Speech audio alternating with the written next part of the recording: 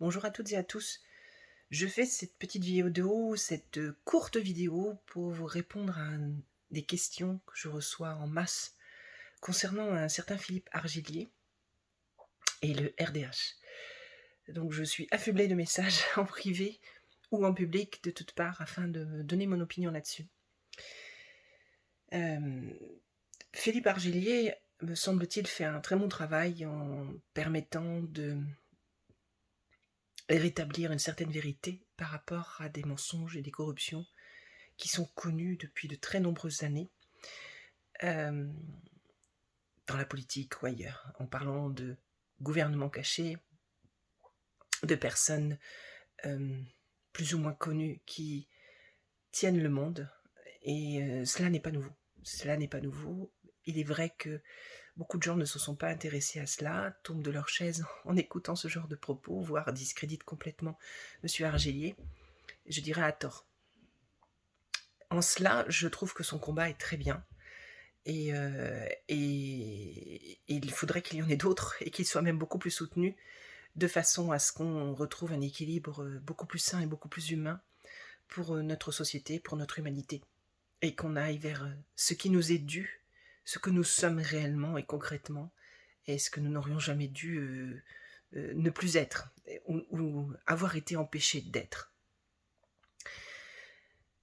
Concernant la politique, donc personnellement je suis apolitique, je ne vote plus depuis de nombreuses années parce que je sais que c'est truqué, parce que je sais que c'est pipé, parce que j'ai pas envie de me déplacer pour de toute façon on n'a rien à faire de ce que je pense en termes d'opinion, comme beaucoup d'autres personnes, et quelles que soient les personnes politiques qui parfois sont des personnes plutôt assez représentatives en tout cas des valeurs que j'ai, qu'ils pouvaient l'être.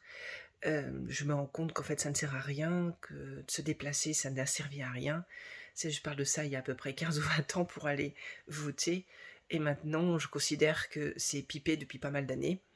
Les votes sont truqués, on en a eu assez de preuves aux dernières élections présidentielles dans mon propre village où je vivais, où nous avons tous testé, beaucoup de nos voisins, on savait pour qui on votait, et on a tous testé la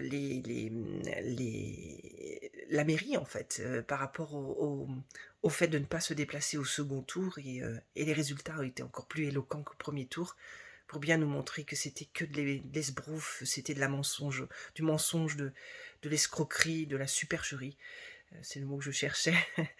Et plus jamais, quoi, plus jamais. Donc on avait voté au premier tour, histoire de dire, je dis bon allez, je vais me déplacer cette fois-ci, je vais y aller, ça me paraît important. Mais en fait, ça a été très important pour mesurer encore plus la tricherie électorale extrêmement...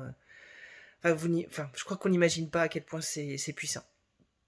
Mais on se fiche complètement de nous, et tout ce jeu en fait que les gens font aujourd'hui, je vais voter pour qui, je soutiens tel candidat, je fais ceci, je fais cela. Alors en ce moment c'est Zemmour, après c'est le RDH, après ça va être qui, je sais pas moi, François Asselineau, Monsieur Dupont-Aignan, Marine Le Pen, et j'en passe et des meilleurs. Ce ne sont que des politiques. Quand bien même Monsieur Argélier n'a jamais fait de politique, il a quand même travaillé avec eux, et il a un profil qui là-dessus est très aiguisé. On ne travaille pas dans ces milieux d'affaires sans avoir un certain nombre de caractéristiques qui fait que on a quelque part un esprit plus ou moins politique, même si c'est un bon profil, Monsieur Argélier. Il a des caractéristiques politiques. Donc, je ne crois pas qu'il y ait un seul candidat aujourd'hui, quel qu'il soit, même tout petit, même peu déclaré, de tout ce que j'ai vu, dont certains je connais, qui soit capable aujourd'hui de redresser notre pays, mais je dirais même notre humanité, parce qu'il s'agit d'humanité aujourd'hui. Il s'agit de la planète, il s'agit de même plus que ça, on va beaucoup plus loin que ça. Je n'en vois pas un seul, ou une seule, qu'importe. Ils sont tous politiques, ils sont tous maqués entre eux, ils ont tous des conflits d'intérêts les uns les autres entre eux. C'est tout, c'est comme ça, parce que ça fonctionne comme ça. C'est pas de leur faute, ça fonctionne comme ça. Je ne crois pas plus que nous ayons besoin de qui que ce soit pour nous diriger. Nous avons besoin de meneurs et leaders pour pouvoir mettre en place un nouvel équilibre pour notre humanité, notre pays aussi, bien que moi je considère qu'il faudrait faire tomber les frontières. Enfin bon, ça c'est mon opinion, hein. Tout ça n'engage que moi en même temps, hein. Mais puisqu'on m'a demandé mon avis à X reprises et que j'en ai un petit peu assez de répondre à droite à gauche ou de ne plus répondre tellement parce que je manque de temps, j'ai dit je vais faire une vidéo. Je pense au contraire que nous avons besoin de personnes comme une espèce de conglomérat, comme une espèce de... un peu ce qu'il y avait l'après-révolution, où il y avait plusieurs personnes, alors il y en avait des corrompus, hein, déjà à cette époque-là aussi, mais plusieurs personnes qui réfléchissent à comment rééquilibrer euh, notre, notre façon de vivre, on va dire. Parce qu'il faut penser les choses autrement. Les impôts, tout ça, faut tout stopper, il faut tout supprimer, il faut financer les choses autrement, il faut permettre aux pauvres de redevenir un peu plus riches.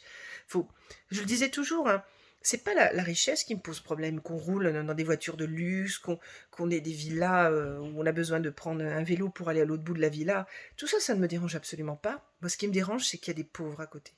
Là, je suis pas d'accord. C'est là où je suis pas d'accord. On ne peut pas permettre aux gens de trimer, de se rendre malade pour aller au travail, pour gagner 3 francs 6 sous et ne pas même pas arriver à payer quoi que ce soit à partir du 20 du mois, parfois même du 10 du mois. L'essence qui augmente, le chauffage, tout, c'est monstrueux de laisser des gens dans de telles situations. C'est monstrueux. C'est monstrueux. Je roule pas sur l'or, j'ai été très pauvre, je sais ce que c'est, et je suis entourée de gens très riches, et je sais ce que c'est. Et je trouve ça, mais immonde. Immonde. Je ne peux pas comprendre, je comprendrai jamais. Quel est le politique qui a été capable de redresser cela sur Terre? Qui a endigué la pauvreté? Et vous voulez continuer à voter? Vous voulez continuer à voter, mais pour qui? Pour quelqu'un qui vous emmènera encore dans une matrice, alors peut-être un petit peu plus généreuse, peut-être un petit peu plus ronde, peut-être un petit peu plus douce? C'est ça vous voulez? Moi, j'en veux pas. Moi, je veux rester libre, et je vais être encore plus libre qu'avant.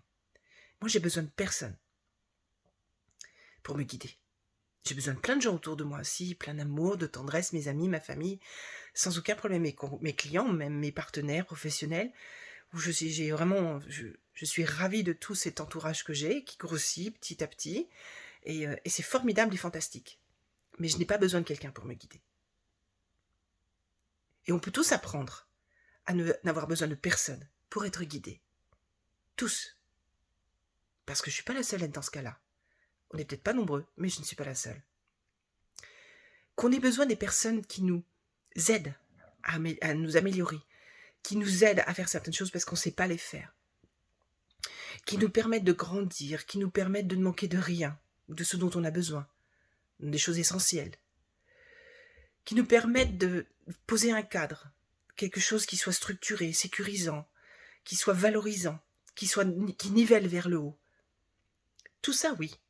Ça, qu'on ait ces gens-là, oui. Mais quelqu'un qui nous dise ce que l'on doit faire le matin pour se lever à telle heure, pour aller au travail à telle heure, alors que notre horloge biologique n'est absolument pas faite pour ça, non. Moi, je travaille beaucoup. Je ne sais pas ce que c'est que des vacances. Ce qui me fait rire d'ailleurs et rebondir sur quelque chose, j'offre des places gratuites pour une conférence, une première mondiale sur le profilage historique, et il s'agit de Napoléon Bonaparte. On offre quelques places, et les réponses c'est « je pars en vacances ». C'est typiquement français. Je pars en vacances. Cool, c'est bien, tant mieux. Je sais même pas ce que c'est, moi, des vacances. Il y a longtemps que je sais plus ce que c'est. J'en prends parfois quelques jours de repos, j'essaie de prendre une semaine, mais je travaille. Je peux pas m'empêcher de travailler un petit peu, je peux pas m'arrêter comme ça, c'est difficile. Et on va me reprocher et critiquer. De quel droit? Je suis pas dans le moule. C'est mon horloge biologique à moi qui fonctionne très bien comme ça. Mais vous, bah si, il faut mettre l'enfant à la crèche, il faut faire ceci, il faut faire cela, il faut acheter ceci, il faut dépenser cela, et ainsi de suite. Des robots? Vous êtes tous des robots les uns les autres en faisant ainsi. Découvrez-vous et découvrez ce qui est bon pour vous. Et vous vous rendrez compte que vous n'avez pas vraiment besoin de quelqu'un pour vous diriger. Je l'ai dit plusieurs fois dans plusieurs vidéos. C'est mon opinion, ça n'engage que moi, encore une fois. Vous avez le droit de penser tout ce que vous voulez, comme pour tout le reste de ce que je diffuse dans les audios ou les vidéos qui sont notamment sur ma chaîne YouTube. Mais force est de constater que ça me donne raison tout ça, avec le temps. Donc sincèrement, Monsieur Argilier fait un bon boulot, c'est très bien ce qu'il fait, il faut qu'il continue. Il faut qu'il y en ait d'autres derrière qui divulguent encore toutes ces informations. Mais est-ce qu'il n'a pas été mis en avant pour un contre-pouvoir? N'est-ce pas un piège avec le RDH? Je pose la question. Personnellement, je me fiche des élections. J'en ai vraiment mais rien à faire. Je ne mettrai pas une once d'énergie dessus. Je ne voterai pour personne. Parce qu'il n'y a personne et que je ne veux plus de ce système. Je n'en veux plus. Même s'il y a une 6e République, je n'en veux plus. Depuis très longtemps d'ailleurs. Je fais partie des gens qui n'en veulent plus. J'ai pas besoin de ça. Qu'on régisse des choses, qu'on réglemente des choses, oui, mais pas en nous truandant, pas en nous mentant, pas en se moquant de nous, pas en nous manipulant, pas en nous détruisant, et pas au détriment de leur richesse à eux, pas au détriment de leur pouvoir à eux. Le pouvoir, c'est soit quelque chose de naturel, mais qu'on n'a pas besoin de mettre en avant, qu'on n'a pas besoin de montrer pour tenter d'écraser les autres. Soit c'est quelque chose qu'on acquiert par X et Y raison pour écraser les autres. Non, c'est pas bon tout ça, c'est pas humain. C'est pas humain, c'est pas ce que nous sommes, à mon sens. Donc voilà, je vous fais cette réponse. Merci de ne plus m'envoyer de messages sur ce nouveau parti politique, monsieur Argilier. J'ai dit ce que j'avais à dire et j'ai dit ce que j'avais à dire pour les autres. Lors de la dernière campagne électorale présidentielle, j'avais fait des profilages à peu près 30% pour les candidats qui étaient en lice afin de devenir président, ou tenter de devenir président de la République française. J'avais été très soft pour certains candidats face à la dangerosité des profils et pour sécuriser ma vie, tout simplement. Je ne le ferai pas cette fois-ci. Je ne le ferai pas. Je l'avais fait gracieusement. Ça avait fait péter le compteur de mon blog, du reste. J'ai retiré tout ça de mon blog. Hein. Mais je ne le ferai pas cette année. Je ne ferai rien du tout. Sauf si il y a une exception qui peut apparaître dans une émission spéciale ou quelque chose comme ça. Mais je le ferai pas comme avant, en tout cas. Je réitère que le profilage, c'est mon travail, c'est mon métier, et je suis payée pour, et que ce n'est pas un jeu. Parce que des interprétations peuvent être différentes d'un profil à un autre. Quand on profile, on fait très attention à ce qu'on dit, de la façon dont on le dit, à qui on le dit.